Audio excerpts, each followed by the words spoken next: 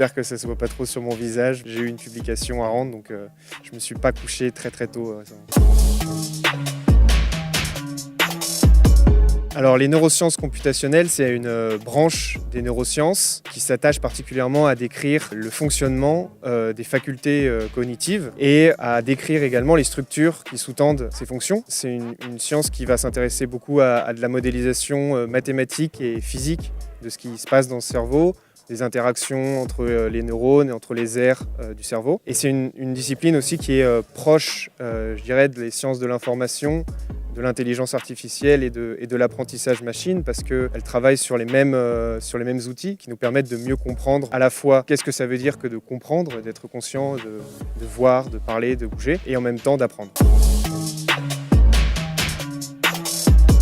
C'est une question qui est très proche des travaux que je mène parce qu'on est particulièrement intéressé par la vision parce que historiquement, en fait, on connaît mieux la vision que les autres sens. Et donc c'est un rêve intéressant d'essayer de copier la vision humaine. Malheureusement, je pense que déjà, on ne sait pas vraiment ce que ça veut dire que voir, même si on a des connaissances sur ce qui se passe effectivement dans le cerveau. On ne sait pas ce qui se passe véritablement, la chaîne de transformation depuis un stimuli extérieur jusqu'à la pleine conscience de ce que l'on voit et la compréhension de notre environnement. Essayer de copier ça, c'est déjà compliqué parce qu'on ne sait pas vraiment ce qu'on cherche. Heureusement, c'est aussi peut-être la bonne façon d'essayer de procéder. Et en fait, les modèles que l'on essaye de créer pour générer de la vision ou de la compréhension par ordinateur nous permettent d'informer justement également les neurosciences et de comprendre mieux comment nous-mêmes nous voyons les choses. Alors je rêve d'une publication potentielle qui me permettra de dormir un peu plus dans les semaines à venir. Je dirais l'impatience, ce qui est assez compliqué quand on veut faire de la recherche parce que c'est un processus assez long et parfois qui n'aboutit pas tout de suite, mais ça me permet de travailler sur moi.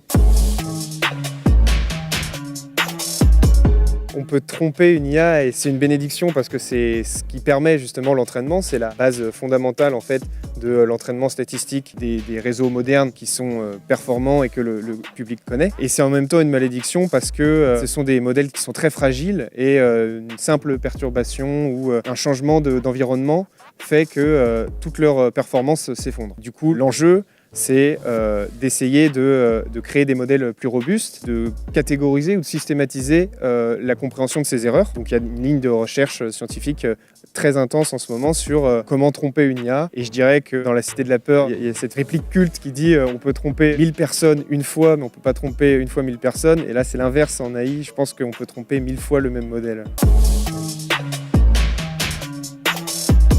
C'est une époque qui n'a pas existé. Moi, je suis beaucoup plus attiré par ce qui va se passer dans le futur, et notamment jusqu'où vont aller ces machines et le rapport que l'on aura à elles dans l'avenir. Alors, c'est pas vraiment un don de la nature, mais je pense que l'ubiquité pour un chercheur, c'est assez utile et assez pratique dans ses recherches. Mais après, est-ce que tout savoir et tout percevoir, c'est pas un peu fatigant à la longue? Je pense à Picasso qui disait déjà dans les années 60 les ordinateurs ne m'intéressent pas parce qu'ils n'ont que des réponses à apporter.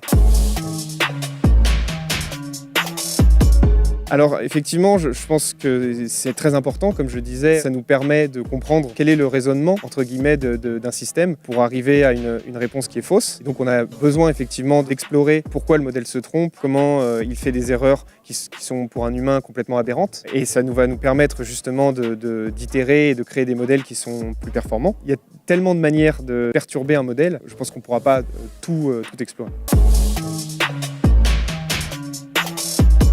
J'aime beaucoup la science-fiction et la robotique décrite par Kadik et Asimov dans les années 60.